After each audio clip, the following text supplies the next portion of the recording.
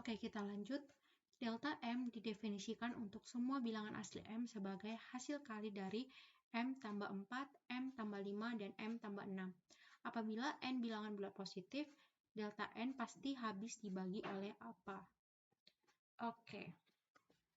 Berarti di sini kita disuruh untuk mencari delta N itu pasti habis dibagi oleh berapa gitu ya. Oke, di sini kalau kita lihat definisi dari delta M itu adalah semua bilangan asli M sebagai hasil kali dari ini. Berarti ya kita akan mengkalikan ini ya. M tambah 4, M tambah 5, dan M tambah 6. Nah, gitu. Nah,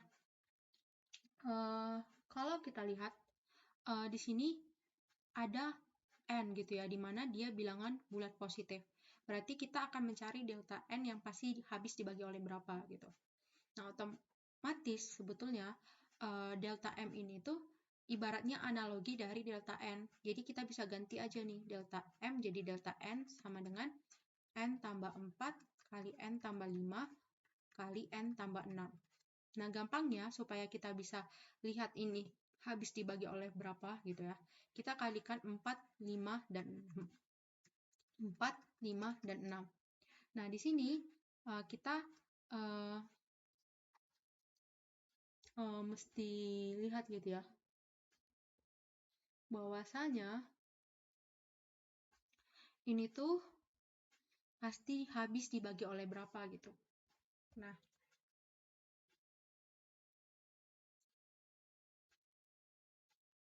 kalau kita lihat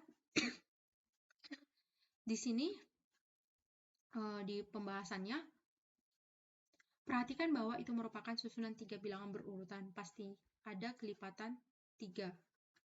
Nah, kenapa pasti ada kelipatan 3 ya? Serta diantaranya pasti ada bilangan genap. Pasti ada kelipatan 2, maka tentu habis dibagi oleh 2 kali 3. Oh, I see. Kirain fokusnya itu cuma ini doang.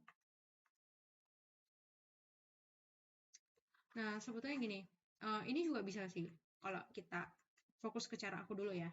Jadi di sini 4, 5, 6. Kalau 4, 5, 6 otomatis ya ini habis dibagi 3. Karena ini kan kalau kita bagi 3 kan bisa kan. Nah, terus ini bisa dibagi oleh 2 gitu. Nah, kenapa dibagi oleh 2? Karena dia genap. Jadi dia bisa dibagi oleh 6. Tapi menurutku ya bisa juga sih seharusnya dibagi oleh 4, 5, dan 6. Tapi di sini ya sebetulnya si pembuat soal dia membuat pemisalan guys. Jadi di sini kalau dilihat dari pembahasannya, di sini dimisalkan ya. Misalkan aja N sama dengan 0. Berarti di sini delta N sama dengan 4 kali 5 kali 6. Nah, ini pas yang sesuai dengan yang aku bilang di awal kan. Terus saat N sama dengan 1, berarti delta N sama dengan 1 tambah 4, 5, 1 tambah 5, 6, 1 tambah 6, 7.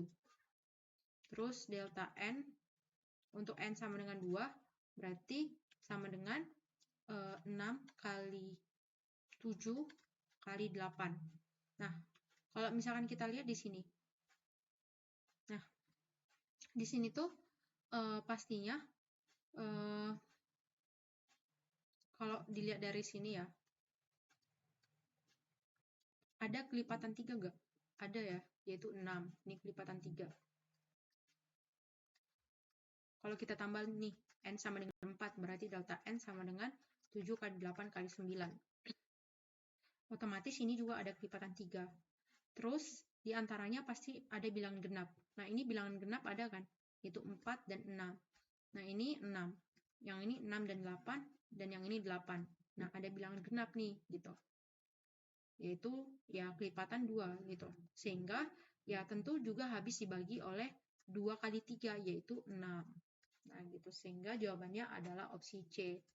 Gitu. Jadi ya, kalau misalkan kita lihat ya, atau kita flashback gitu ke soal sebelumnya, pastinya di sini si pembuat soal menjawab soalnya itu dengan melakukan pemisalan angka supaya lebih mudah untuk membuktikan